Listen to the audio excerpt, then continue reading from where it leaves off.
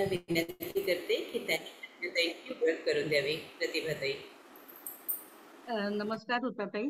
नमस्कार प्रज्ञाताई. एक छोटंसंच पद 2 मिनिटात घेते. आपल्या वेण्णा स्वामींचंच आहे म्हणून घेते आणि ओळख करून देते. बंध विमोचन राम. बंध विमोचन राम माझा, बंध विमोचन राम. सकल हि ऋषी मुनी भजति जयासी, सकल हि ऋषी मुनी भजति जयासी, तोची एक सुख धाम माझा, बंध विमोचन राम माझा, बंध विमोचन राम. सद्गुरु कृपया ओळखिला जो, सद्गुरु कृपया ओळखिला जो, कौसल्येचा राम माझा, बंध विमोचन राम माझा, बंध विमोचन राम. भाव भक्तीच्या सुलभ साधनी, भाव भक्तीच्या सुलभ साधनी, पुरवी सकळ ही काम माझा, बंध विमोचन राम माझा, बंध विमोचन राम. शरण ही वेण्णा आत्मा रामा, शरण ही वेण्णा आत्मा रामा, पावली पूर्ण विराम माझा, बंध विमोचन राम माझा, बंध विमोचन राम. जय श्रीराम. सुप्रभात. नमस्कार सर्वांना. मी प्रतिभा देशपांडे. आज आपल्या आराधना ज्ञान आणि ध्यान साधना समूहाला ज्यांनी आपला अमूल्य वेळ दिला आहे अशा संस्कृताचार्य सौ प्रज्ञाताई दर्भे यांचा परिचय करून देण्याचं सुंदर काम मला दिल्याबद्दल ऋताताईंचे आणि आपल्या ग्रुपचे आभार मानते. विविध क्षेत्रात अनेक पातळीवर काम केलेल्या या बहुआयामी व्यक्तिमत्वाचा परिचय वेळेच्या बंधनामुळे थोडक्यात करून देत आहे. संस्कृताचार्य असणाऱ्या प्रज्ञाताईंचे भाषेच्या अध्यापनाशिवाय विशेष म्हणजे श्री ब्रह्मचैतन्य गोंदवलेकर महाराजांचे चरित्र संस्कृत मधून प्रसिद्ध झाले आहे. त्याचबरोबर देववाणी संस्कृत भाषेवरील त्यांचे प्रभुत्व त्यांच्या बहुभाषिक कवी संमेलनातील स्वरचित संस्कृत कविता वाचनातून आपल्यास प्रभावित करते. आकाशवाणीच्या वृत्त निवेदिका, लेखिका, बालनाट्य लेखिका, निरूपणकार, कंटेंट क्रिएटर, युट्यूबर, अध्यापिका, नाट्य लेखिका अशी मोठी यादी असणाऱ्या त्यांच्या कर्तृत्वाचं कौतुक करावं तेवढंच आहे. आणि अशा या प्रज्ञाताईंना अनेक पुरस्कारांनी विभूषित केलं गेलं आहे. जसे की बालनाट्य पुरस्कार 2000, बालनाट्य लेखन पुरस्कार 2015, शोध निबंध पुरस्कार 2022, तसेच पद्मश्री मधु मंगेश कर्णिक यांनी त्यांना कोकिळकंठी या उपाधीने गौरविले आहे. ताईंचे विश्व कवितांचे आणि विश्व उपासनेचे असे 2 युट्यूब चॅनल असल्यामुळे आणखी काही मार्गदर्शन मिळण्याची संधी त्याद्वारे आपणास मिळत आहे. श्री समर्थ शिष्या संत वेणा स्वामी यांची वैशिष्ट्यपूर्ण आणि सर्वसामान्यांना ज्ञात नसलेली माहिती सांगून त्या आपल्या ज्ञानात खूप मोठी भर घालणार आहे. त्यांना ऐकण्यासाठी आपण सर्वजण नक्कीच आपली उत्सुकता शिगेला पोहोचली असणार आहे. त्यामुळं ऐकूयात त्यांना आपण. सौ प्रज्ञाताई दर्भे यांना. विषय संत वेणा स्वामी. नमस्कार ताई, स्वागत आहे आपल्या आमच्या ग्रुपमध्ये. खूप खूप धन्यवाद आपल्या वेळ दिल्याबद्दल. जय श्रीराम. खरं तर जी ओळख करून दिली ती मला असं वाटतं की माझ्या सद्गुरु कृपेने जे कार्य होत आहे ते मी करण्याचा प्रयत्न करते अगदी प्रामाणिकपणे. पण जेवढं हवंय तेवढं काम खरं तर अजून वाटतंय की झालेलं नाहीये, खूप बाकी आहे. आणि ऋताताईंसारख्या अशा व्यक्तींनी ज्यांचं काम खूप मोठं आहे, खरं तर माझ्यापेक्षा खरंच जास्त आहे, त्यांनी मला इथे संधी देणं माझ्यासाठी खूप आनंदाची बाब आहे. कल्पवृक्ष कन्येसाठी लावणी हा बाबा गेला. ऋताताई, आपल्या बाबांचं काम त्या कल्पवृक्षाच्या सावलीमध्ये खरं तर त्या आपल्या सगळ्यांना सामावून घेत आहेत. आणि त्या कल्पवृक्षाच्या सावलीमध्ये आज आपण वेणा स्वामींचं चरित्र ऐकावं अशी साक्षात समर्थांची इच्छा दिसते. आणि म्हणून आपल्याशी संवाद साधण्याची ही सुवर्ण संधी मला मिळाली आहे. आणि खरंच हे सगळं कार्य माझे सद्गुरू माझ्याकडून करून घेतात. समर्थांचीच इच्छा आहे म्हणून मी आपल्या समोर आज बोलते आहे. सुरुवात करूया. दुआ तिवारी यांच्या छान ओळी आहेत. म्हणजे तेव्हाची परिस्थितीचं वर्णन करणाऱ्या. काय परिस्थिती होती तेव्हा? प्रबल यवन झाले होते वंद्य या महाराष्ट्रात, आक्रंदित होता धर्म परसत्तेच्या द्वारात, शौर्य धैर्य रुतले होते परदास्याच्या पंकात, ऐशा वेळी कल्याणी धीराची केवळ खाणी, श्री समर्थ सद्गुरु वाणी दुमदुमली ती सर्वत्र, जय जय रघुवीर समर्थ.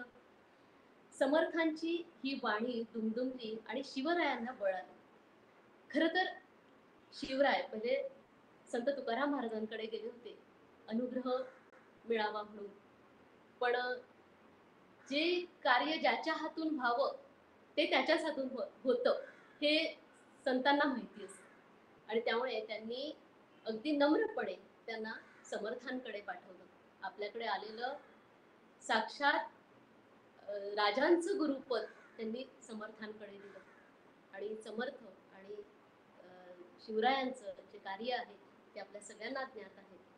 याच समर्थांच्या शिष्या वेणा स्वामी. हे चरित्र जितक्या वेळा मी वाचलं तितक्या वेळा डोळ्यात पाणी आलं, डोळे पाणावले. इतकं दिव्य चरित्र आहे आणि तितक्या कमी वेळात आपल्या पुढे मांडणं हा खरं तर एक खूप मोठा धाडस म्हणेन मी याला. खूप मोठं धाडस आहे हे. तरी पण मी तो प्रयत्न करणार आहे. आपल्याला नक्कीच तो रुचेल याची मला खात्री आहे. आणि करता करविता माझे सद्गुरू आहे. सुरुवात स्मरणाने करते.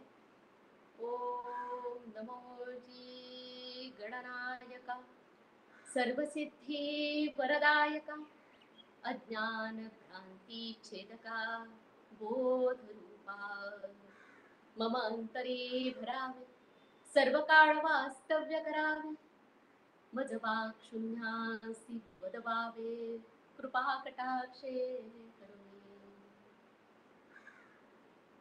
सद्गुरुनाथ महाराज की जय. महारुद्र जय मारुती रामदास कली माझी ते साहले रामदास जना उद्धराया पुन्हा प्राप्त होती नमस्कार त्या ब्रह्मचैतन्य मूर्ती. श्री सद्गुरुनाथ महाराज की जय. जय जय रघुवीर समर्थ. श्रोता वक्ता श्रीराम समर्थ. माता रामो मत्पिता रामचंद्र, स्वामी रामो मत्सखा रामचंद्र, सर्वस्वं मे रामचंद्रो दयालुर्, नान्यंजाने नैव जाने न जाने. खड्या आवाजात शुद्ध उच्चारणामध्ये आणि गोड स्वरांमध्ये वेणा स्वामी म्हणजे वेणा तेव्हाची 6 वर्षाची वेणा ती रामरक्षा म्हणते. देशपांडेंचं घर आहे कोल्हापुरातल्या. आणि हे रामरक्षेचे सूर तिथून ऐकू येत आहेत. आजूबाजूचे सगळे लोक तिच्या भोवती जमले आहेत, रामरक्षा ऐकत आहेत. साधारण हे चित्र देशपांडेंच्या घरामध्ये संध्याकाळी 6 वाजता रोज असायचं. गोपाजी देशपांडे आणि राधिका देशपांडे, राधिकाबाई देशपांडे या दोघांच्या पोटी वेणाचा जन्म झाला.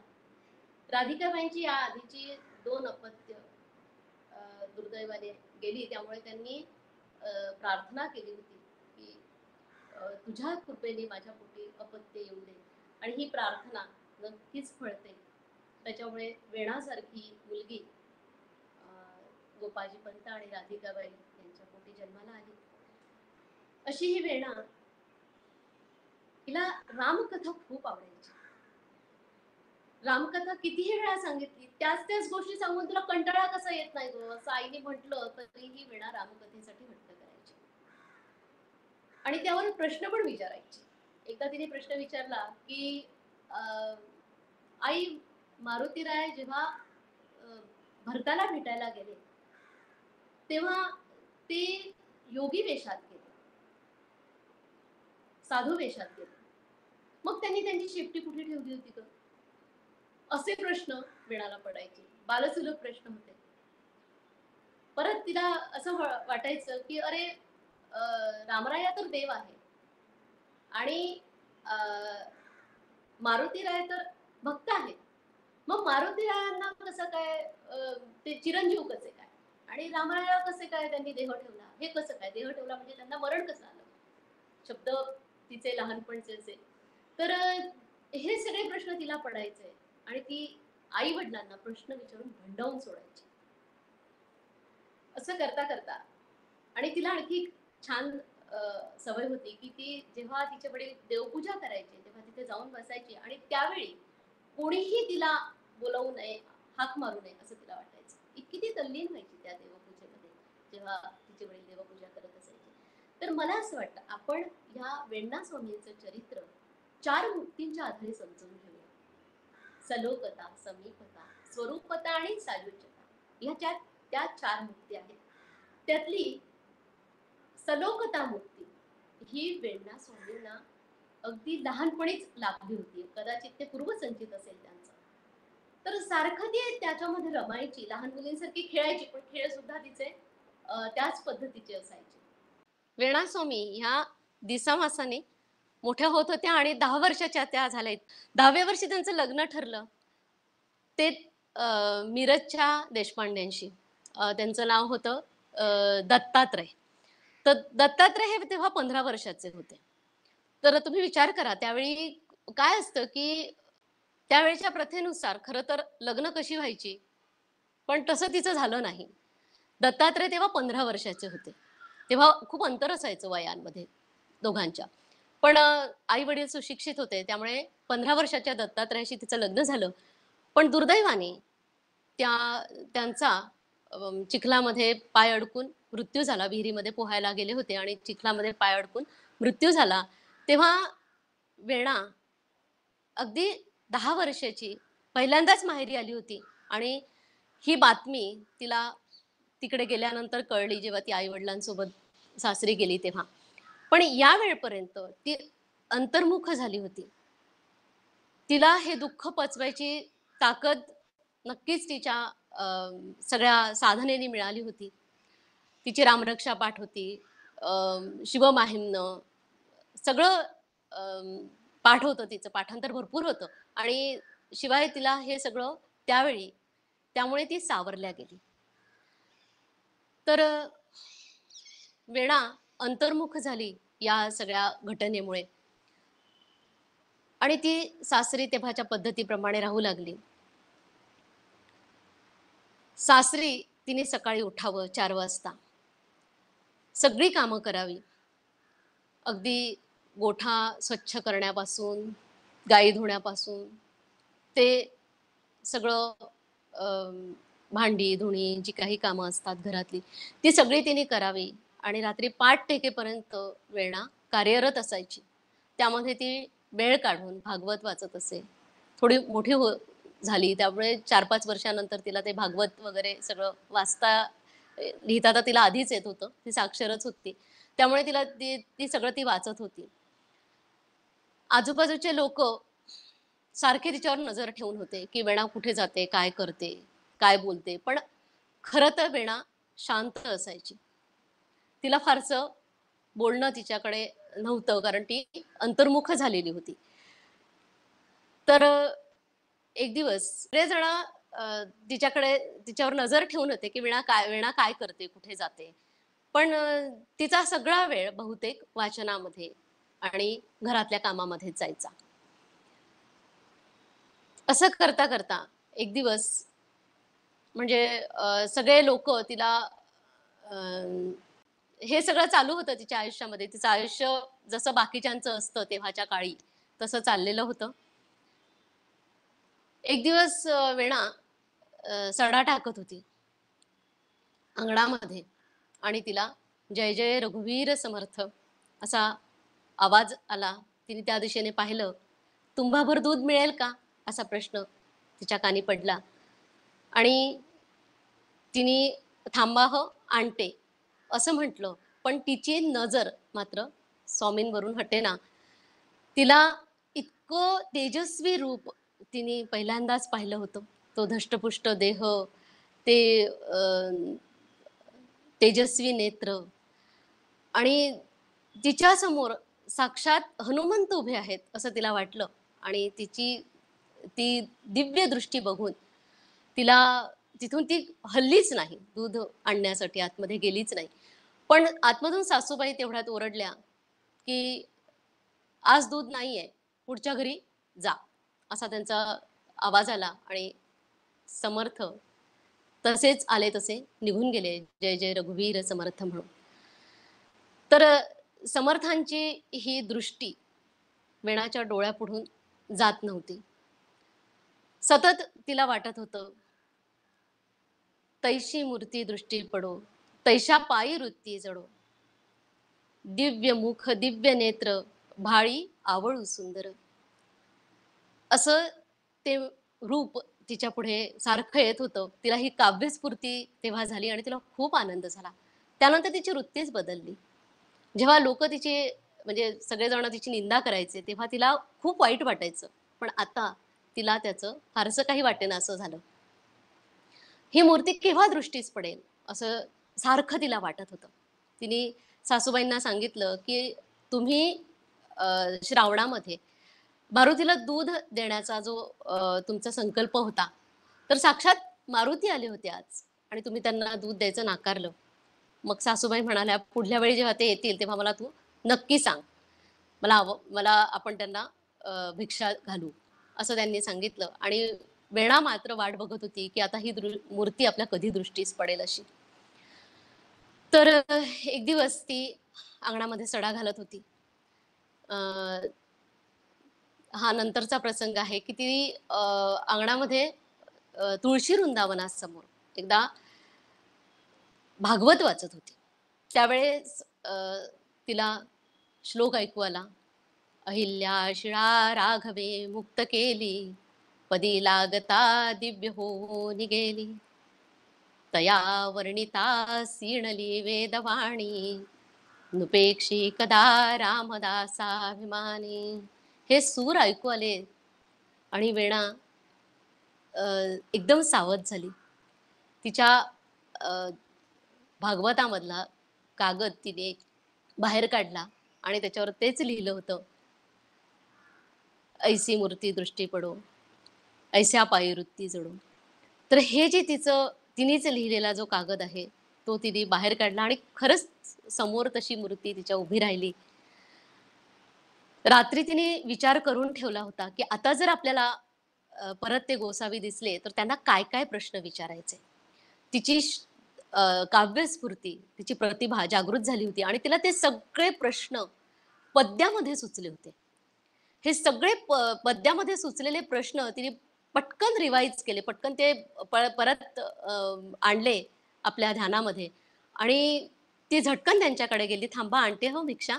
असं म्हणून ती गेली. पण तिने तेवढ्याच सासूबाईंचा आतून आवाज आला, की "थांबव हां त्या गोसाव्याला, आणतेच आहे मी भिक्षा." वेणाला तेवढाच एक संधी वेणाला मिळाली आणि तिने पटकन आपली सगळी प्रश्न त्या पद्य रूपातून समर्थांच्या समोर उभी केली.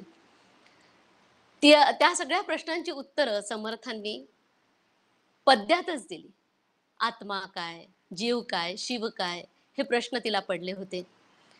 तर ह्या सगळ्या सगळ्या प्रश्नांची उत्तरं तिला मिळाली आणि सासूबाई यायच्या आत तिने ती सगळी उत्तरं मनामध्ये परत-परत घोकली आणि रात्री तिने ती सगळी लिहून ठेवली आपल्या सुंदर हस्ताक्षरामध्ये. त्यानंतर वीणाची वृत्ती इतकी बदलली, की तिला सतत समर्थांचं ध्यान मनामध्ये येत होतं आणि त्यांचे शब्द आठवत होते. रात्री तिने व्यवस्थित ते सगळं लिहून ठेवलं. आज तिला खूप शांत झोप लागली होती. इतकी शांत की तिला अ, आजपर्यंत इतकी शांत झोप, इतकी गाढ झोप कधीच लागली नसेल. इतकी शांत झोप त्या रात्री तिला लागली. सकाळी ती उठली तेव्हा तिला पटकन आठवलं, की काल जाता-जाता समर्थांनी कुठला श्लोक म्हटलं बरं? कुठला श्लोक समर्थांनी म्हटला? ती आठवत होती.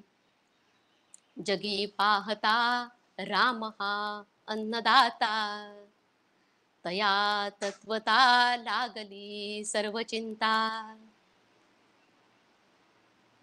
तयाचे मुखी नाम घेता फुकाचे मना सांग बारे तुझे काय वेचे.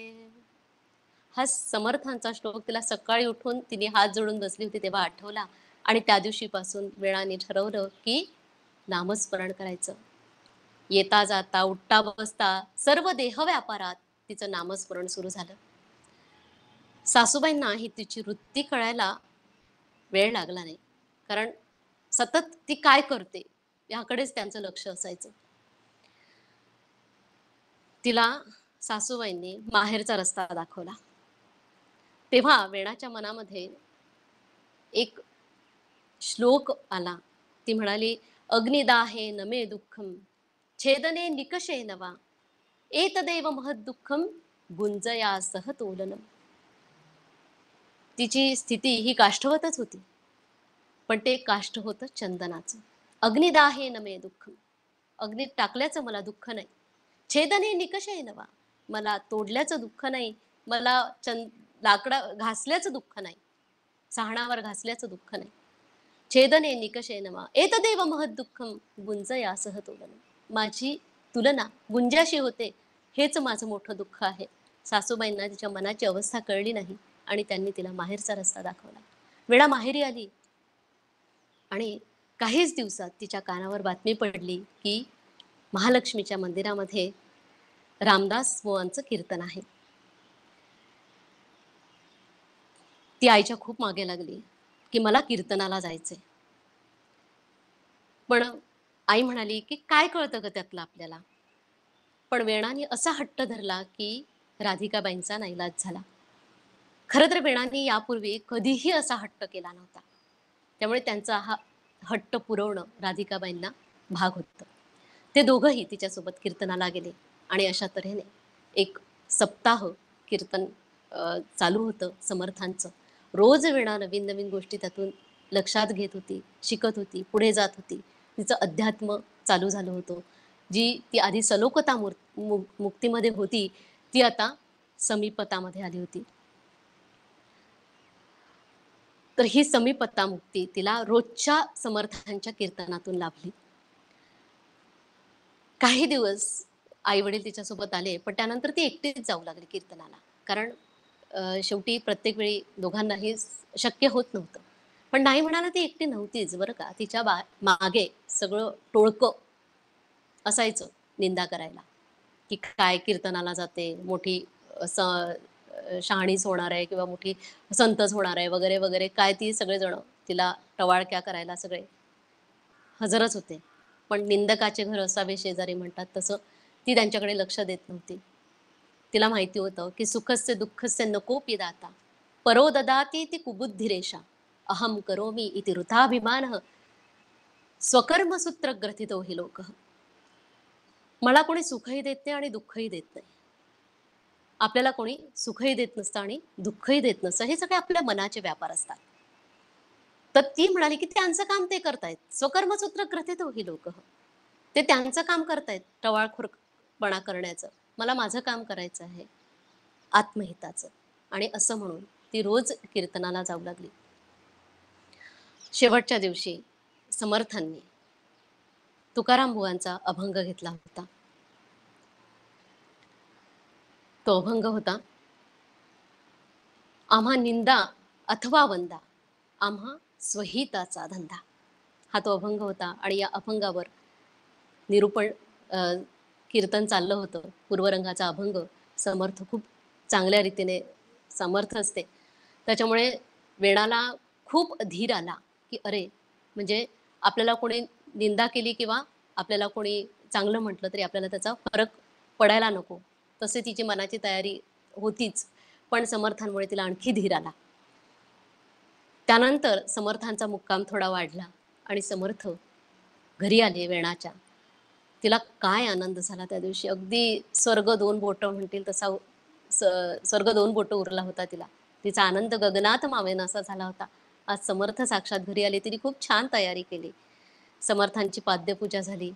समर्थ नाही म्हणत होते तरीही ती म्हणाले की आपला तो अधिकार आहे, आपण पाद्यपूजा घ्यावी, म्हणून तिने समर्थांना आग्रह केला.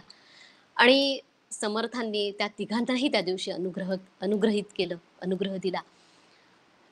तर अशा रीतीने समर्थांचा अनुग्रह वेणाला मिळाला. आणि त्यानंतर जे कीर्तन होतं त्या कीर्तनामध्ये त्यावेळेस जेव्हा अनुग्रह दिला तेव्हा त्यांनी दासबोध सुद्धा दिला. तिची आई म्हणाली की हा दासबोध, समर्थ म्हणाले की मला परत हवाय दासबोध, मी तुला आत्ता देतोय. पण तिची आई म्हणाली की आमच्या वेणाचं अक्षर ना अगदी मोत्यासारखं आहे, ती हा दासबोध स्वतः लिहून काढेल बरं आणि तुम्हाला तुमचा परत देईन. तशा त्याच प्रकारे तिने तो दासबोध लिहून काढला आणि दुसऱ्या दिवशी समर्थांना तो परत केला.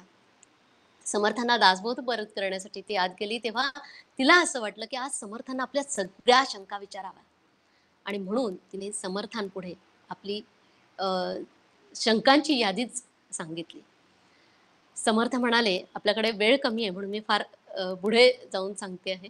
तर समर्थांनी ती सगळी यादी बघितली तिच्या, म्हणजे तिने परत पद्यामध्येच एक यादी तयार केली होती आणि ती समर्थांना, आता तिचे प्रश्न मात्र पहिलेपेक्षा थोडे वेगळे होते. तिच्या प्रश्नामध्ये आता मुक्ती होती, सौलोकता मुक्ती, सायुज्यता मुक्ती काय असते, त्यानंतर अहम ब्रह्मास्मी म्हणजे काय, तत्त्वमसी म्हणजे काय, हे जे सगळे वेदवाक्य आहेत त्या वाक्यांचा अर्थ तिला आज हवा होता समर्थांकडून आणि हे सगळं समजावून हवं होतं. तशी ती समर्थांच्या समोर बसली. समर्थांनी पण अनुमती दिली की ठीक आहे, तुझे काय प्रश्न असतील ते विचार. आणि अशा प्रकारे वेदांताची चर्चा सुरू झाली. तिथे उद्धव स्वामी होते, तिथे कल्याण स्वामी होते, सगळे शिष्य समर्थांचे होते आणि ही वेदांतावरची चर्चा रात्रभर चालली. सकाळी जेव्हा पहाटेची काकड आरती झाली तेव्हा वीणा भानावर आली की अरे, सकाळ झाली आहे, आज आपल्याला आता घरी जायला हवं आणि घरी जर आपण गेलो नाही तर आज काय हलकल्लोळ होईल. आई वडील तर माहिती होते तिला की ते पण शुद्ध बीजापोटी फळे रसाळो गोमटी, तसेच तिचे आई वडील होते, म्हणूनच वेणासारखं रत्न त्यांच्या पोटी जन्माला आलं होतं. त्यांना त्याच्याबद्दल काहीच वाटलं नाही. पण आजूबाजूचे लोक जे होते ते मात्र वेणाच्या घरासमोर दबा धरून उभे होते. अगदी केव्हा वेणा येते आणि केव्हा तिला यथेच्छ तोंडसुख आपण तिच्यावर घेतो, हे त्यांचं सगळ्यांचं ठरलेलं होतं आणि ते सगळे तिच्या घराबाहेर बसले होते. काकड आरती आटोपली आणि वेणा घरी आली, कारण समर्थांनी तिला काकड आरती करून जा म्हणून सांगितलं होतं. घरी आली आणि तिला घरात पाऊल सुद्धा त्या लोकांनी ठेवू दिलं नाही. सरबत्ती सुरू झाली प्रश्नांची. कुठे होतीस, कोणासोबत होती, काय करत होतीस. वेणा अगदी निश्चयाने म्हणाली की मी एकटीच नव्हते, माझ्यासोबत उद्धव स्वामी होते, माझ्यासोबत कल्याण स्वामी होते, आम्ही वेदांतावर चर्चा करत होतो. पण त्या लोकांचं यामुळे समाधान झालं नाही. मग वेणा म्हणाली की माझं पावित्र्य सिद्ध करायला तुम्ही मला, माझ्यासाठी जे काही कराल ते माझी सहन करण्याची तयारी आहे. मला विषाचा पेला आणून दिला तरी मिरेसारखा मी तो प्यायला तयार आहे. मला अग्नीमध्ये टाकलं तरी सीतेसारखी अग्निपरीक्षा द्यायला मी तयार आहे. त्यामुळे माझ्या सद्गुरूंचं आणि नामस्मरणाचं महात्म्य सिद्ध होईल याची मला पूर्ण खात्री आहे, असं वेणा निश्चयाने म्हणाली. आणि खरोखर त्या दुष्ट लोकांनी तिच्यासमोर विषाचा प्याला ठेवला.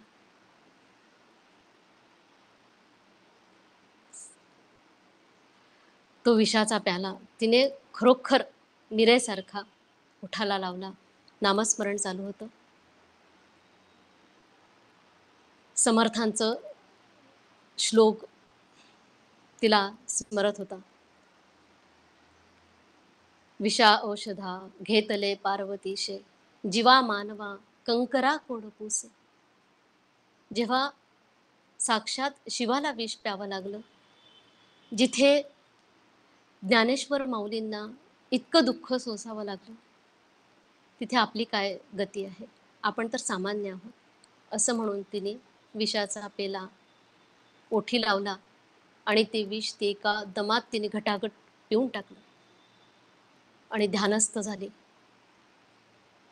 सगळे वाट बघत होते, आता वेणा काळी पडेल, आता तिच्यावर असर होईल. स्वतःला काय मीरा समजते की काय विषाचा प्याला प्यायला? असं सगळेजण वाट बघत असताना इकडे गोपाजी पंत समर्थांचं ध्यान करत होते, त्यांना आळवत होते, त्यांची विनवणी करत होते. राधिकाबाई तोंडात पदर खुपसून हुंसाहुंशी रडत होत्या, आता माझ्या वेणाचं काय होईल? आणि तितक्यात समर्थांची गर्जना झाली. जय जय रघुवीर समर्थ.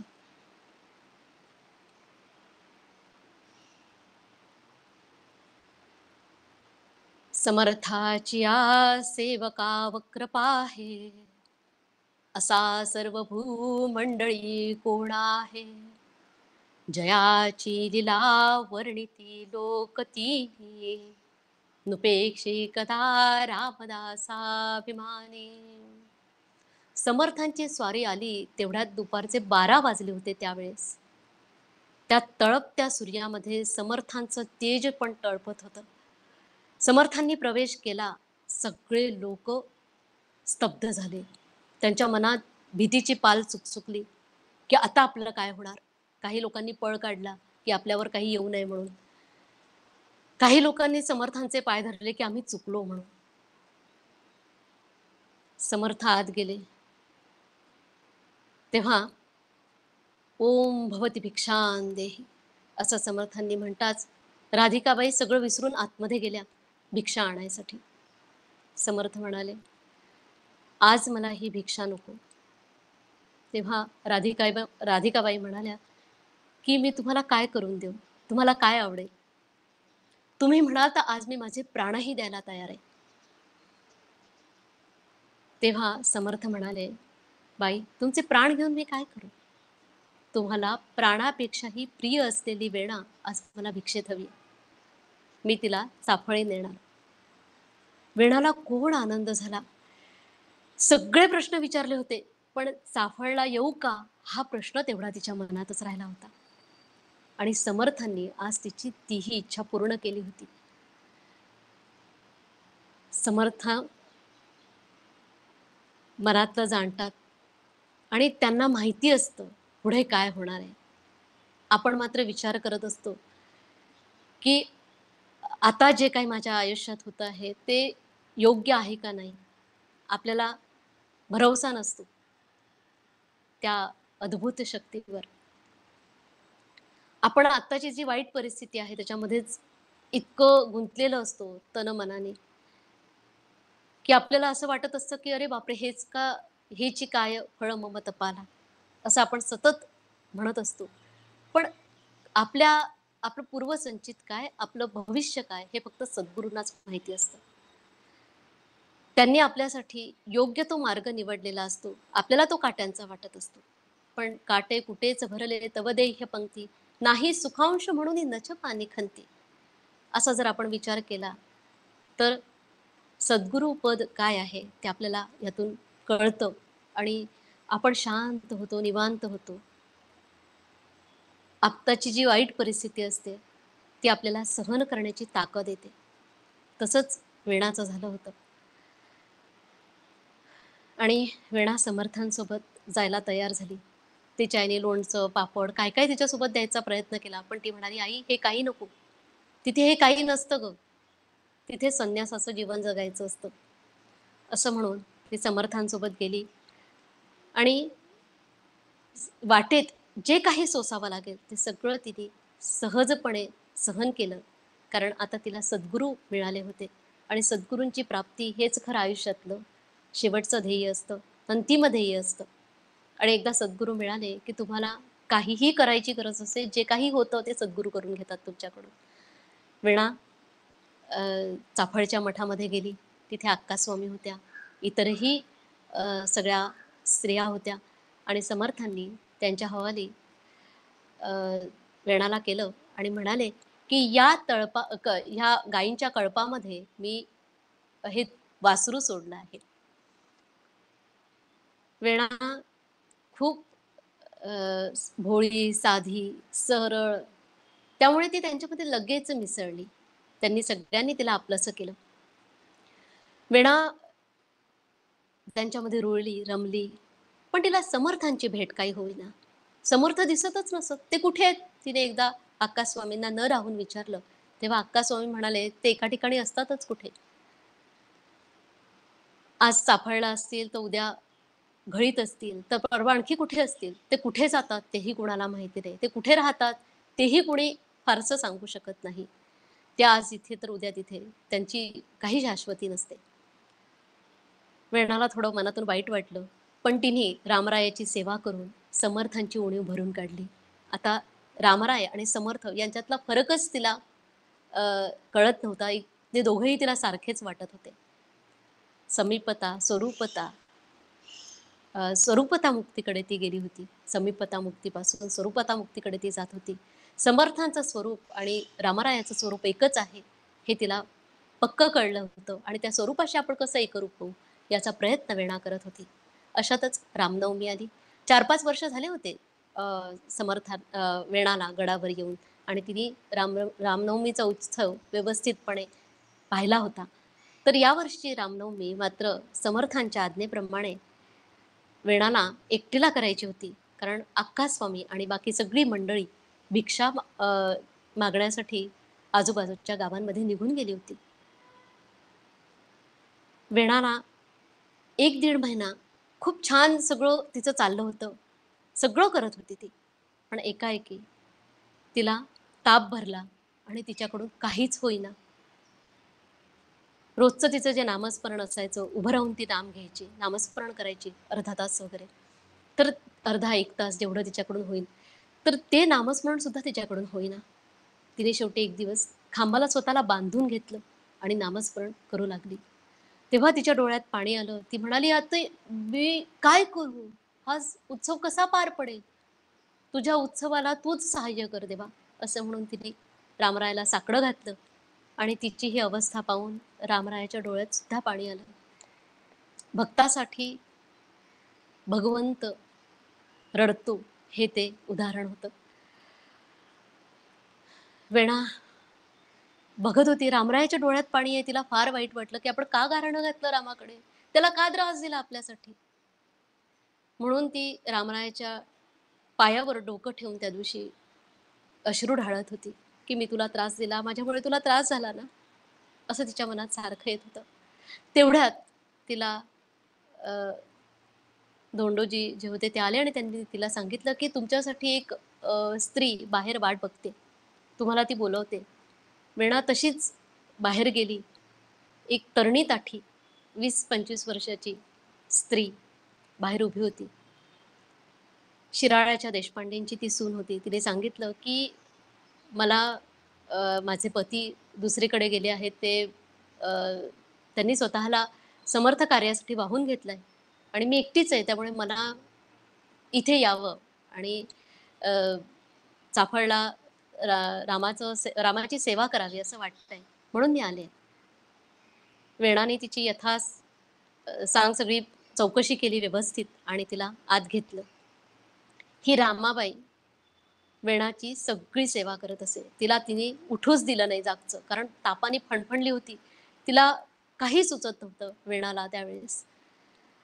ग्लानीत होती ती. अशा वेळी रामाबाईने तिची सगळी सेवा केली. तिला पुसून काढावं, तिचे पाय चेपावे, तिला वेळच्या वेळेवर सगळं खाऊ पिऊ घालावं. हळूहळू वेणा त्यातून बाहेर आली. उत्सव जवळ आला होता. उत्सवाची तयारी सुद्धा रामाबाईंनी सगळी केली. वेणाने सांगितलं त्याप्रमाणे सगळी तयारी उत्सवाची झाली होती. आणि अचानक तिला बाहेर टाळ मृदुंगांचे ध्वनी ऐकू येऊ लागले. वेणा आता बरी झाली होती आणि ती अक्का स्वामींना सामोरी गेली. त्या भिक्षा घेऊन परत आल्या होत्या. तेव्हा अक्का स्वामींना तिने नमस्कार केला त्या भेटल्याबरोबर आणि त्यांना म्हणाली, "तुम्ही रामाबाईंना पाठवलं नसतं तर आज काय झालं असतं?" त्या पण म्हणाल्या, त्यांनी तिला मिठीत घेतलं, म्हणाल्या, "वेणा, किती वाळलीस गं?" मग वेणाने त्यांना सगळा इतिवृत्तांत सांगितला, की आज जर रामाबाई नसती तर कदाचित या उत्सवाची तयारी मी करू शकले नसते. तेव्हा अक्कास्वामी म्हणाल्या, "कोण रामाबाई? मी कोणाला पाठवलं? मी कोणाला पाठवलं नाही. तू हे काय बोलतेस?" तर ती म्हणाली, "अहो, रामाबाई आहे, ती आतमध्ये प्रसादाचा शिरा भाजते. मी बोलवते तिला." असं म्हणून वेणास्वामी आतमध्ये गेल्या. रामाबाई तिथे कुठे होती? ती कुठे होती? ती कुठेच नव्हती. अगदी सगळा मठ वेणाबाईंनी पिंजून काढला, पण रामाबाई त्यांना कुठेच दिसली नाही. त्या अक्कास्वामींना, "अहो, असेल ती इथे कुठेतरी असेल. मी शोधते तिला." तेव्हा अक्कास्वामींच्या मात्र सगळं लक्षात आलं. त्या म्हणाल्या, "वेणे, तू खूप भाग्यवान आहेस. साक्षात राम आला होता ग तुझ्या साह्याला. तुला माहितीये ना, श्रीखंडांनी पाणी भरलं नाथांच्या घरी. तुला माहितीये ना, हे सगळं संतचरित्र तू वाचलंस ना? मग ती वेणाबाई म्हणजे साक्षात राम होता. तू भाग्यवान आहेस. आज तू रामाला जिंकलंस. तू माझ्याही पुढे गेलीस." अक्कास्वामींना याचं वाईट नाही वाटलं हं पण. कारण एखादा शिष्य जर साधनेत पुढे जात असेल, तर दुसऱ्या शिष्याला कधीतरी वाईट वाटतं, की अरे, माझी साधना त्याच्या मागून सुरू झाली.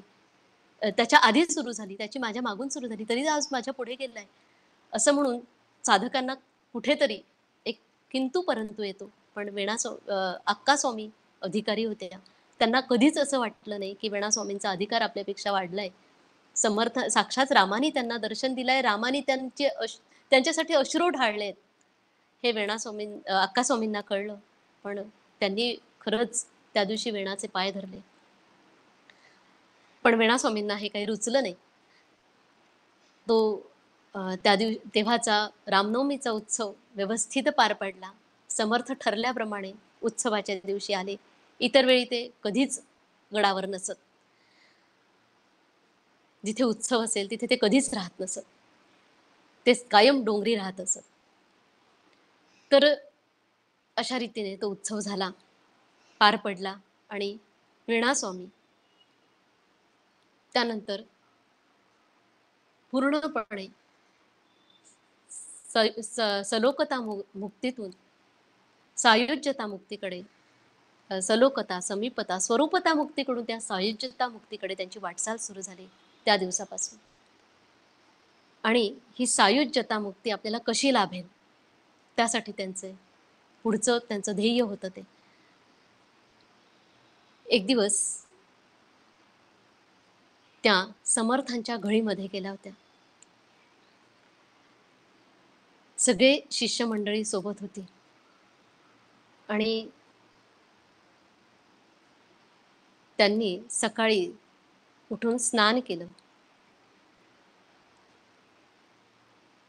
आपलं वस्त्र, आपलं लुगडं त्यांनी एका दगडावर वाळत टाकलं. त्यावर दगड ठेवले ते उडू नये म्हणून. आणि नामस्मरण करीत त्या मंदिरामध्ये उभ्या होत्या. थोड्या वेळाने त्यांनी येऊन बघितलं, तेव्हा तिथे त्यांचं लुगडं नव्हतं. त्यांना आश्चर्य वाटलं. आजूबाजूला माकडं होती, तिकडे जाऊन बघितलं की माकडांनी तर पळवलं नाही.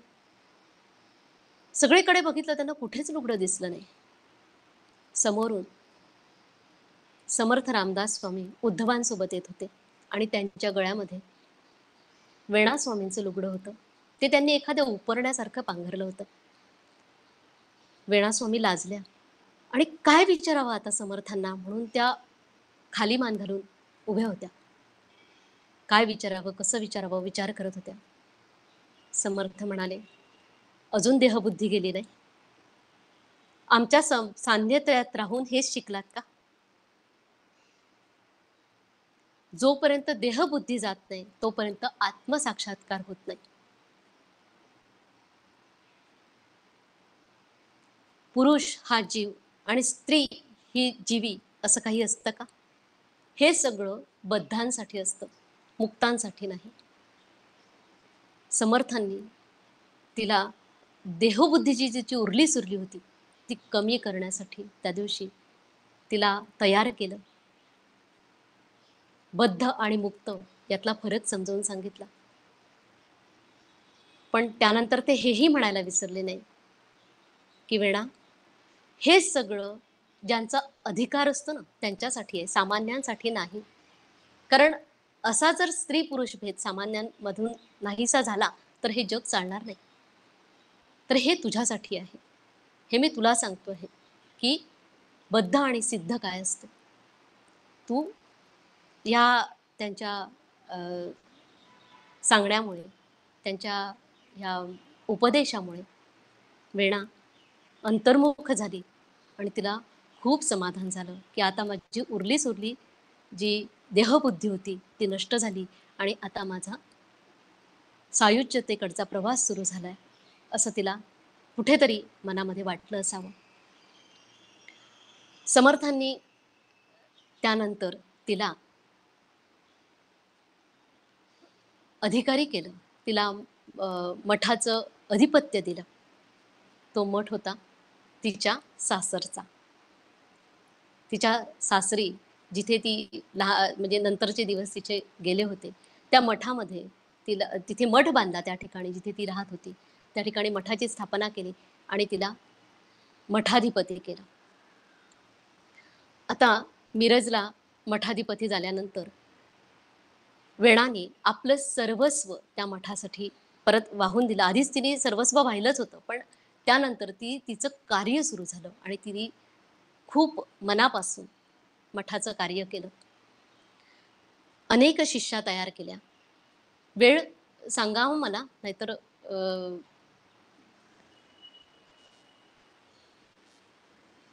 वेळ आहे ना आपल्याकडे?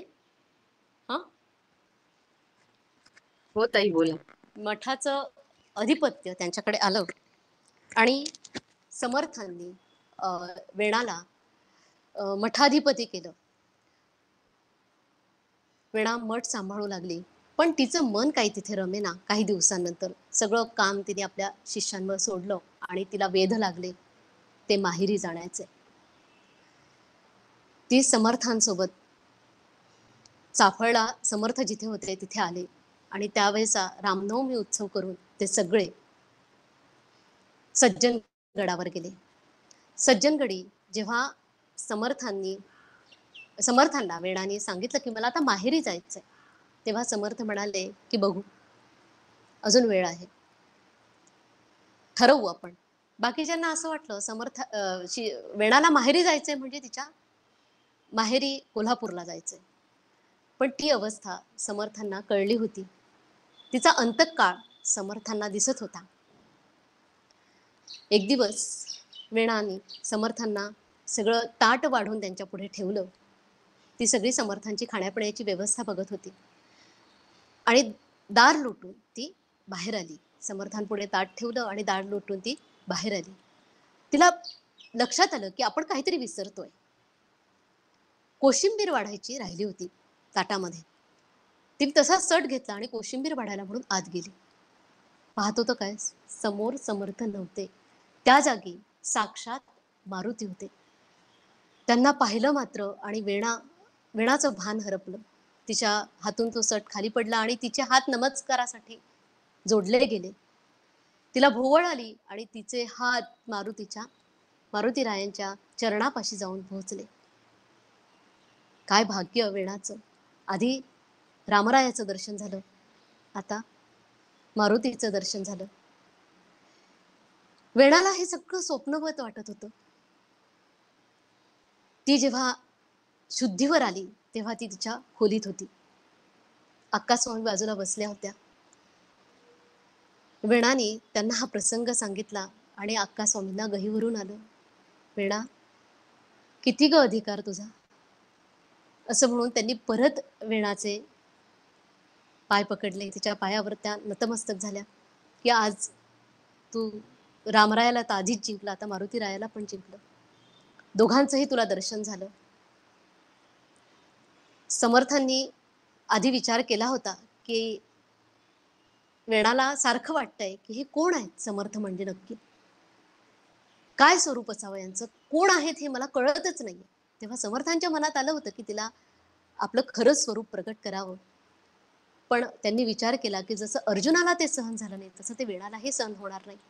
त्यामुळे त्यांनी तो विचार मागे ठेवला आणि अशा पद्धतीने मात्र समर्थांचं खरं स्वरूप वेणाला कळलं आणि वेणा सायुज्यतेच्या मुक्तीने पुढे जाऊ लागली. त्या दिवशी तिचं कीर्तन समर्थांनी ठेवलं होतं, ज्या दिवशी तिचं निर्वाण होतं. समर्थांना माहिती होतं की आज वेणाचा आयुष्यातला शेवटचा दिवस आहे. सकाळी ती जेव्हा समर्थांच्या दर्शनाला गेली तेव्हा समर्थांनी तिला विचारलं की आता आपली भेट कधी. तेव्हा ती डोळ्यात पाणी आणून म्हणाली, आपण जगाच्या कल्याणार्थ अवतार घेणारच आहात, तेव्हा आपल्या पायाची दासी बनून मी येईन. आणि खरंच माझे सद्गुरू श्री ब्रह्मचैतन्य गोंदवलेकर महाराज म्हणजे समर्थांचा पुढचा अवतार आहे. एकदा त्यांना त्यांचे परमशिष्य असलेल्या ब्रह्मानंद महाराजांनी विचारलं, त्यांना समर्थांनी महाराजांनी ब्रह्मानंद महाराजांना विचारलं की बुवा सगळे मला समर्थांचा अवतार म्हणतात, माझ्यात आणि समर्थामध्ये काय साम्य आहे बरं. मी तर 2 लग्न केली, समर्थांचं तर लग्नच झालं नव्हतं, ते तर ब्रह्मचारी होते, त्यांनी तर बोहल्यावरूनच पळ काढला होता. मग समर्थ आणि मी लोक का म्हणतात की मला समर्थांचा अवतार का समजतात लोक, असं जेव्हा महाराजांनी ब्रह्मानंद महाराजांना विचारलं तेव्हा ब्रह्मानंद महाराज ज्यांनी आपली सगळी विद्या महाराजांच्या चरणी अर्पण केली होती ते म्हणाले, महाराज खरं सांगू का, आपल्याकडे फक्त कल्याण नाही, बाकी आपण आपल्यामध्ये आणि समर्थांमध्ये काहीच फरक नाही. आपण समर्थांचे अवतार आहात. इतका कल्याण शिष्य जे ब्रह्मानंद महाराज त्यांनी असं म्हणावं, तिथे आपण कोण, आपण कुठे आहोत, आपण काय करतो समर्थांचं महाराजांचं, आपण कुठे त्यांच्या पासंगालाही प्रयत्न या शिष्यांचे आपण. पण तरीही आपले प्रयत्न आपण सुरू ठेवावे. आपल्याला सलोकता समीपता मुक्ती जरी या जन्मात मिळाली तरी आपल्याला खरं तर खूप झालं असं वाटतं. तर असे हे शिष्य समर्थांचे त्या दिवशी वेणास्वामी आणि मला खरंच असं आतून वाटतं कुठेतरी की समर्थांचा अवतार जो ब्रह्मचैतन्य गोंदवलेकर महाराज आहे त्यांच्या पायी वेणा आईसाहेबांच्या रूपात होती. म्हणजे पहिली जी पत्नी होती ती अक्कास्वामी असावी आणि दुसरी पत्नी होती ती वेणास्वामी असावी असं मला फार मनात येतं, नेहमी वाटतं असं. कारण त्यांचं मंदिर आज तिथे आहे गोंदवल्याला धाकट्या आईसाहेबांचं. तर वेणास्वामी त्यांना म्हणाली आणि तिच्या डोळ्यात त्या दिवशी पाणी होतं. समर्थांनाही काय बोलावं सुचत नव्हतं, दोघंही शांत होते, स्तब्ध होते. त्या दिवशी समर्थांनी उद्धव स्वामींना सांगितलं की आज वेणाचं कीर्तन जाहीर करा. वेणा आज माहेरी जाणार आहे. ठरल्याप्रमाणे 4 वाजता वेणाचं कीर्तन सुरू झालं आणि मगाशी ताईंनी जो अभंग म्हटला, बंध विमोचन राम, अतिशय सुंदर गोड आवाजात म्हटला, तोच अभंग वेणाने पूर्वरंगासाठी घेतला. त्या दिवशी तिने तुकाराम महाराजांचं आख्यान लावलं होतं. वैकुंठाला तुकाराम महाराज गेले तेव्हाचं ते आख्यान होतं, आम्ही जातो अमुच्या गावा, अमुचा राम राम घ्यावा. वेणा तल्लीन होऊन आख्यान तिचं चाललं होतं आणि साक्षात समर्थांनी त्या दिवशी तिला हार अर्पण केला मध्यांतरामध्ये. मागे वीणा वाजवत होते ते मोरोपंत. इतकं सुंदर कीर्तन तिचं झालं त्या दिवशीचं. जे गागा भट्ट आधी म्हणाले होते की स्त्रियांना कीर्तनाचा अधिकार कसा काय देता तुम्ही, त्यांच्या ते तेव्हाच्या प्रथेच्या विरुद्ध होतं. पण जेव्हा गागा भट्टांनी पण वेणाचं कीर्तन ऐकलं वेणा स्वामींचं तेव्हा तेही स्तब्ध झाले, स्तिमित झाले आणि त्यांनीही त्या दिवसापासून स्त्रियांचा कीर्तनाचा अधिकार मान्य केला. तर त्या दिवशी वेणाचं कीर्तन झालं आणि बंध विमोचन राम माझा, बंध विमोचन राम, शरण ही वेणा आत्मा रामा, पावदी पूर्णविरा. पूर्ण अभंग मगाशी आपण ऐकलाच आहे. वेळेअभावी मी तो घेत नाही, पण वेणा अशा तऱ्हेने अभंग झाल्यावर पूर्वरंग संपला, उत्तर रंग संपला, कीर्तन संपलं आणि वेणांनी आपला देह समर्थांच्या पायी, समर्थांच्या चरणी अर्पण केला. वेणास्वामी समर्थांच्या चरणी लीन झाल्या. सायुज्यता मुक्तीमध्ये त्यांचा देह मन सगळं अर्पण केलं त्यांनी. एकरूप झाल्या त्या परमात्म्याशी, त्या सद्गुरूंशी, त्या रामरायाशी. अशा तऱ्हेने त्यांनी आपलं आयुष्य आपल्या सद्गुरूंच्या चरणी समर्पित केलं. खरं तर असं मरण यायला भाग्य लागतं, तशी साधना लागते. सद्गुरू आपलं मरण आपला अंतकाळ साधतात आणि हे नामस्मरणामुळे साध्य होतं, होऊ शकतं. महाराजांच्या चरित्रामध्ये अशी अनेक उदाहरणं आहेत की नामस्मरणाने अंतकाळ महाराज साधतात. आणि शेवटी ते म्हणतात की तुम्ही जर बेशुद्धीत असाल तर मी तुमचं नाम घेतो. त्यावेळी असं आपलं नाम आपले सद्गुरू घेतात. जेव्हा जर शेवटी जर बेशुद्ध व्हायची, बेशुद्धीच आपल्याला प्राण जायची वेळ आली तर हा विश्वास जर आपल्या सगळ्यांना असेल आणि आहेच, तर आपण सतत नामस्मरण करावं. परवाच्या निरूपणातच आपण नामस्मरणाचं महत्त्व जाणून घेतलं. नामस्मरणामध्ये सगळी म्हणजे योगाची सगळी अंग येतात असं साक्षात श्री महाराजांनी सांगितलेलं आहे. त्यामुळे नामस्मरण सतत मुखी यावं आणि ह्या चरित्राशी आपण एकरूप व्हावं अशी प्रार्थना समर्थांच्या चरणी करते. आणि समर्थांच्या चरणी, माझ्या सद्गुरूंच्या चरणी, वेणास्वामींच्या चरणी हे प्रवचन पुष्प मी अर्पण करते. आपल्या सगळ्यांचे मनापासून आभार मानते की आपण हे आपल्याशी संवाद साधायला मला मिळाला आणि आपण हे सगळं ऐकून घेतलं. यासाठी मी वृताची खरंच मनापासून आभारी आहे की आपल्यापर्यंत तिने मला पोहोचवलं. आणि आज आपल्याला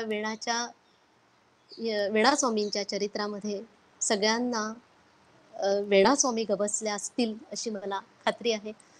तर आराधना, ध्यान साधना जी होते ती खरोखरच खूप छान आहे. मागच्या वेळी मी त्याचा अनुभव घेतला आणि आपल्या सगळ्यांनी सगळे रोजच त्याचा अनुभव घेतात. खरंच खूप छान काम वृता करते. तिच्या ह्या कार्याला माझ्या मनापासून शुभेच्छा. असंच काम चालू राहावं हीच ईश्वरचरणी प्रार्थना. जय जय रघुवीर समर्थ. प्रज्ञाताई, आपलं आता व्याख्यान ऐकलं आणि खरं तर मी खूप खूप भारावून गेले. पहिल्यांदा खरं तर आपला परिचय म्हणजे बायोडेटा ऐकता ऐकता दिग्मूढ व्हायला झालो. एवढ्याशा आयुष्यात माणूस एवढं सगळं करू शकतो याची कमाल वाटते. आणि त्यानंतर तुम्ही संत वेणा अक्कांबद्दलचे तुमचे व्याख्यान, तुमच्या भाषेतील रसाळता, तुमची प्रसन्नता, आवाजातील गोडवा आणि पदोपदी जाणवणारी विद्वत्ता, त्यामधील प्रचंड अभ्यास, हे सगळं पाहिलं ऐकलं आणि मग मला वाटलं मी या तेजाचे कसे आभार मानायचे. म्हणजे मी आभार मानणं म्हणजे अगदी ज्योती नाही तेजाची आरती असंच होण्यासारखं आहे. वाटलं ह्या तेजाचे आभार मानताना मला मग सहजपणे लहानपणची प्रार्थना आठवली. देवा अन्न दिलेस तू मज तुझे आभार मानू किती. देवा अन्न दिलेस तू मज तुझे आभार मानू किती. आईने हे पदार्थ सुंदर केले प्रयासे किती. तसंच तुम्ही पण व्याख्यानातून आईसारखं किंवा देवासारखं आम्हाला एवढं भरभरून ज्ञान दिलं, एवढं छान सांगितलं, तर मी तुमचे आभार कसे मानू. आभार हा शब्द आभार मानण्यासाठी खूप तोडगा आहे याची मला जाणीव झाली. आणि मग मला वाटलं की आभार मानण्यापेक्षा आम्हा सर्वांच्या वतीने मी अत्यंत विनम्र भावाने फक्त कृतज्ञता व्यक्त करते. जाणवलं की ही खरी जी मोठी माणसं असतात, ही विद्वान माणसं असतात ना, ती आभार या 3 अक्षरी शब्दात मावणारी नसतातच. आमच्या ऋताताई, अनघाताई पण अशाच आभाराच्या पलीकडल्या. या दोघी भगिनीने पण आम्हाला इतकं खूप खूप दिलं आहे, देत आहेत. ध्यान म्हणजे नक्की काय याचं ज्ञान नसलेलं आम्हाला ध्यानाचा श्रीगणेश त्यांनी शिकवला. गोडी लावली. शारीरिक, मानसिक, आध्यात्मिक, कौटुंबिक सर्व पातळीवर आमच्यावर संस्कार केले. जगण्याचा वेगळा सुंदर दृष्टिकोन दिला. सर्वाभूती सर्वाठाई ईश्वरी अस्तित्वाची जाणीव दिली. क्षमाशीलता, कृतज्ञता पण शिकवली. आणि आमचं जगणं अजूनही समृद्ध व्हावं यासाठी आपणासारख्या अत्यंत थोर, बहुपेडी, विद्वान, विदुषी व्यक्तिमत्वांना बोलून त्यांची अमृतवाणी आमच्यापर्यंत पोहोचवतायत. त्याबद्दल मी तुमचे तर खूप खूप आभार मानतेच आणि त्याबद्दल ऋताताई आणि अनघाताई यांच्याबद्दलही मनापासून कृतज्ञता व्यक्त करते.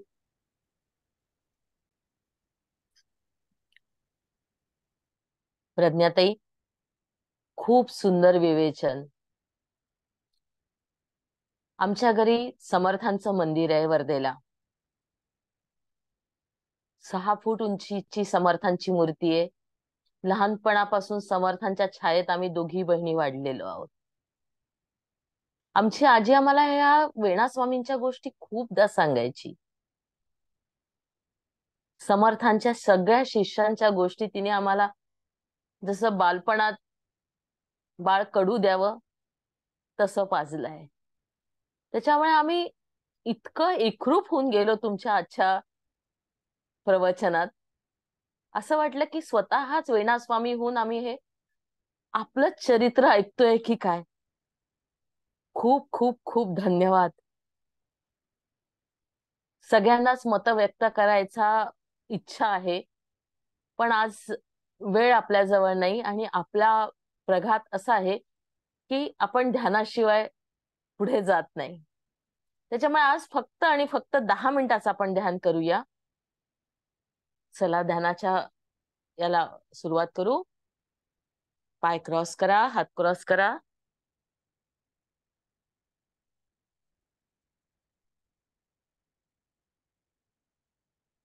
श्वासावर या.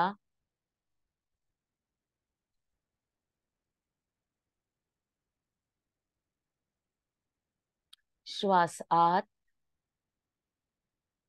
श्वास बाहेर. श्वास आत,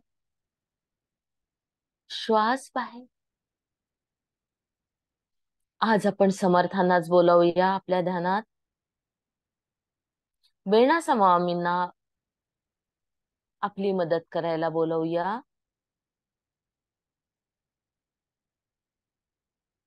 पूर्ण समर्थ संप्रदाय त्यांना वंदन करून, आपल्या गुरूंना वंदन करून, आपल्या आईवडिलांना वंदन करून आपण ध्यानाच्या खोल गुफेत शिरणार आहोत. पूर्ण लक्ष श्वासावर. श्वास आत येतो आहे, श्वास बाहेर जातोय. श्वास आत, श्वास बाहेर.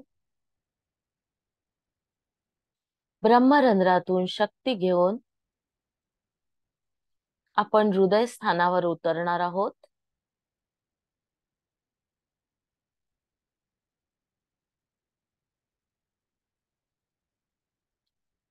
पूर्ण लक्ष अनाहत चक्रावर. अनाहत चक्रावर स्थिर होऊया.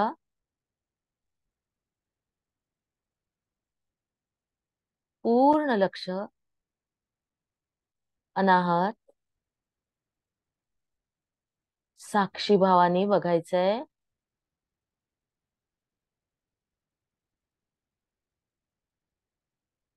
स्थिर व्हा.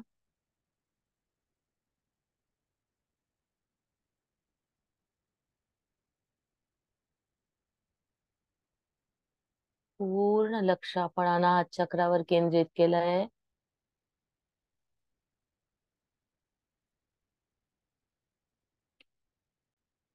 ओम.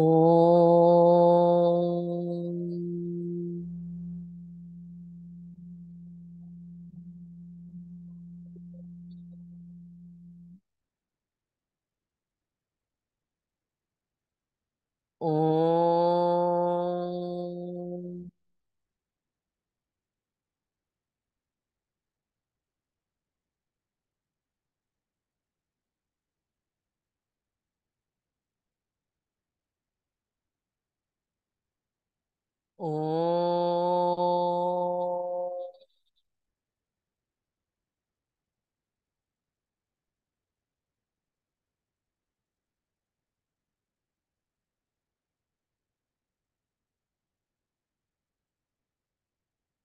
ओम.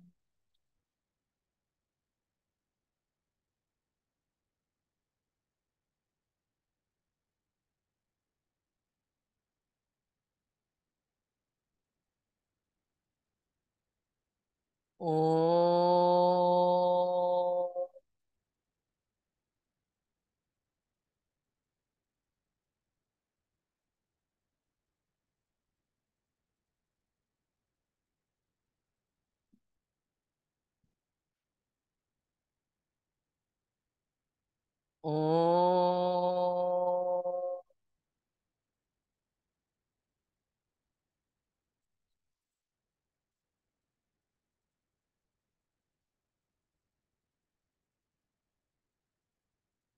ओम.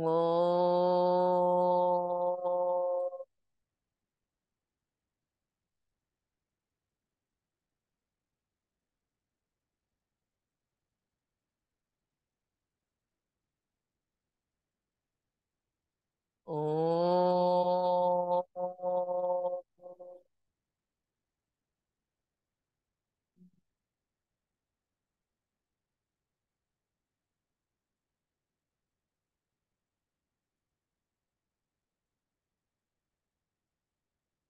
ओम.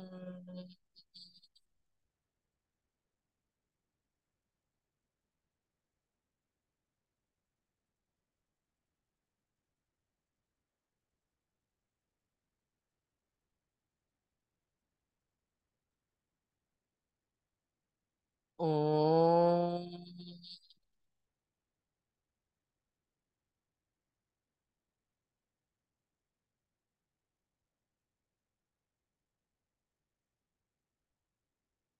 ओम.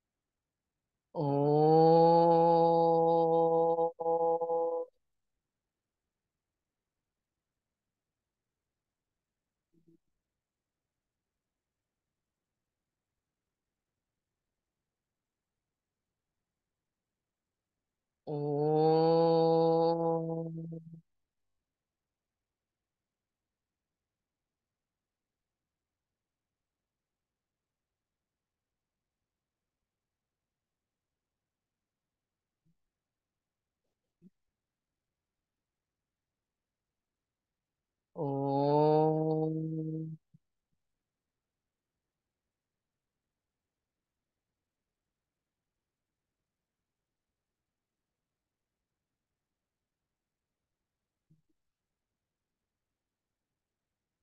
ओम. ओम.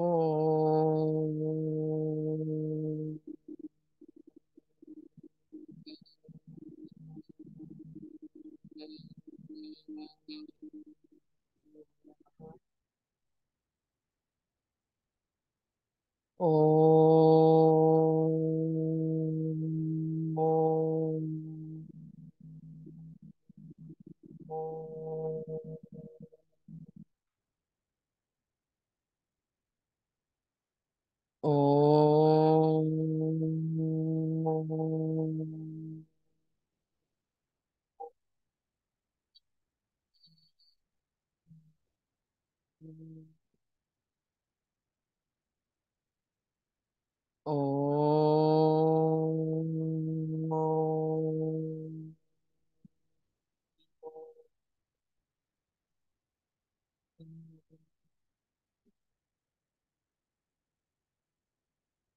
ओम.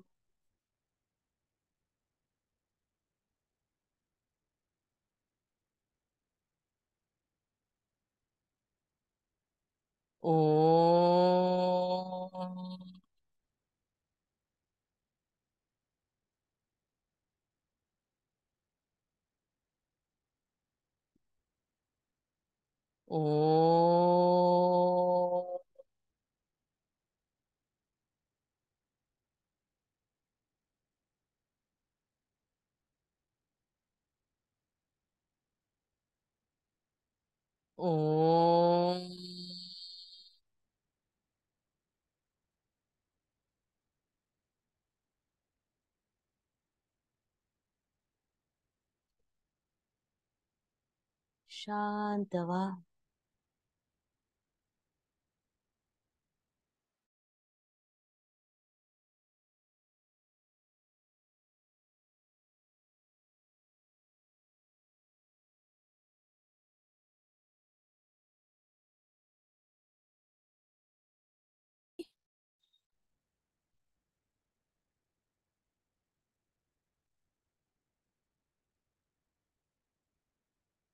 दोन्ही पाय सोडून द्या.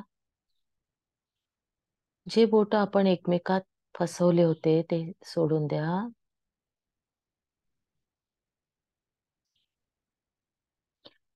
हाताच्या बोटांची हालचाल, पायांच्या बोटाची हालचाल. दोन्ही हात एकमेकांवर रब करत डोळ्यावर ठेवा. हाताच्या फटीतून प्रकाश बघण्याचा प्रयत्न. हळूहळू डोळे उघडा.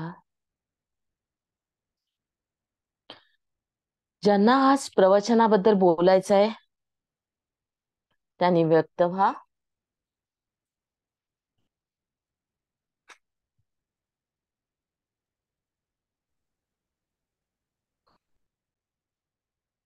प्रज्ञाताई, आत्मवंदन. खरं तर योगिताताईने खूप छान म्हणजे खूप छान बोलल्या योगिताताई. आम्ही पूर्णपणे सहमत आहोत, आमचा समूह. त्यांच्या बोलण्यात अर्थता एवढी होती आणि त्यांनी जे 4 सांगितलेले म्हणजे सलोकता, समीपता, स्वरूपता व सायुज्यता फार सुंदर पद्धतीने सांगितलं. नंतर कशा त्या कीर्तनामधून रोज गोष्टी नवीन नवीन शिकत होत्या आणि सुख दुःख हे कोणी कोणाला देत नाही, तर तो आपला मनोव्यापार कसा सुरू असतो. नंतर निंदा वंदा फरक पडायला नको, त्याला समर्थांचा अनुग्रह कसा मिळाला, अशा बऱ्याच गोष्टी. आणि वेदांतावरची चर्चा कशी सुरू झाली, त्यांनी अख्ख्या वेण्णा स्वामी आपल्या समोर उभ्या केल्या. आणि खरंच ताई, वेण्णा स्वामी आम्हाला गवसल्या. नंतर कसं समर्थाने त्यांना म्हणजे की जोपर्यंत देहबुद्धी जात नाही तोपर्यंत आत्मसाक्षात्कार होत नाही, बद्ध आणि सिद्ध त्यातला फरकही छान सांगितला.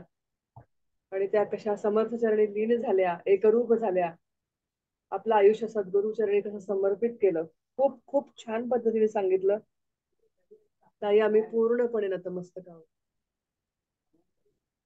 ताई खूप खूप खूप धन्यवाद. आणि जसं योगिता ताई म्हणाल्या की शब्द कमी आहेत, केवळ कृतज्ञता, फक्त कृतज्ञता. ताई प्रणाम करते ताई. दही भरून आले आणि डोळे भरून आले.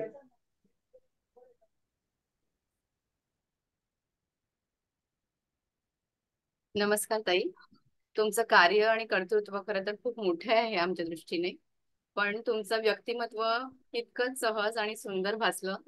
तुमच्या व्यक्तिमत्वातली सहजता, अगदी साध्या सोप्या शब्दात केलेली सुंदर रचना मनाला खूप खूप आवणारी होती.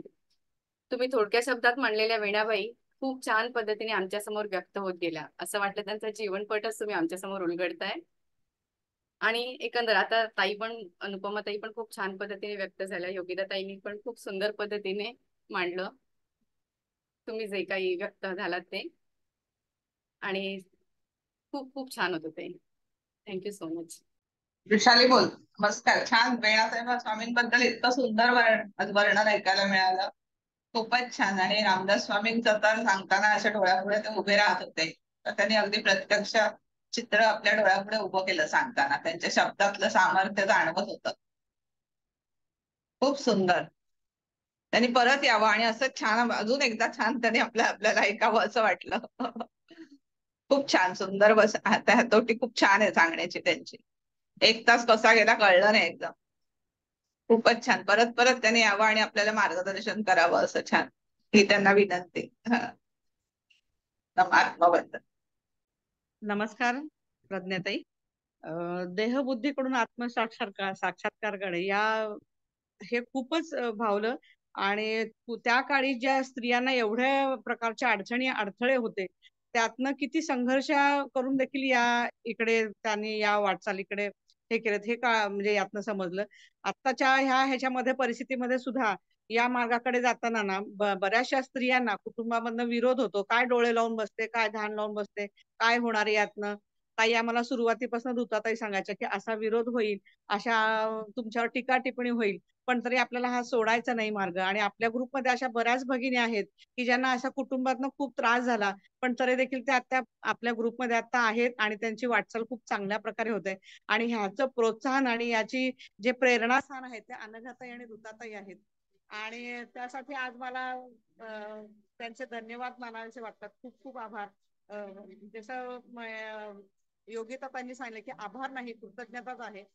आणि आता एवढे सुंदर व्यक्तिमत्व आम्हाला त्या ओळख होते आम्हाला, आणि त्यांच्या अभ्यासाचं आम्हाला मार्गदर्शन मिळतंय, त्यासाठीही त्यांचे आभार. आणि प्रज्ञाताई खूप खूप धन्यवाद. खूप रसाळवाणी पद अभंगांच्या आणि दाखले देत इतकं सुंदर प्रकारे तुम्ही आम्हाला मार्गदर्शन केलं. खूप खूप धन्यवाद. खूप धन्यवाद. अनघाताई, सर्वांच्या भावना सर्व हे एकच आहेत. एकच आहेत, एकच आहेत. हो एकरूप झालेत सगळे. आपण आपला समूह आहे ना, हो. व्यक्त अव्यक्त एकच आहेत ताई. चला ताई, याला हे मधाचं बोट लावल्यासारखं होतं आम्हाला. खरं तर त्यांचं सप्ताह ठेवला पाहिजे, एवढं सुरेख त्या बोलतात सगळ्या जणीच. म्हणजे आधीच्या पण दोघी व्याख्या त्या खूप हो. कमी वेळ आहे, म्हणजे अगदी समुद्र घागरीत भरण्याचं खरंय. एवढ्यात त्या प्रयत्न करतात. तुम्ही आता याच्या पुढे आता जास्त दिवसाची व्याख्यानं ठेवा. हो ठेवूया, हो नक्की ना, ठेवूया. नाही समाधान नाही.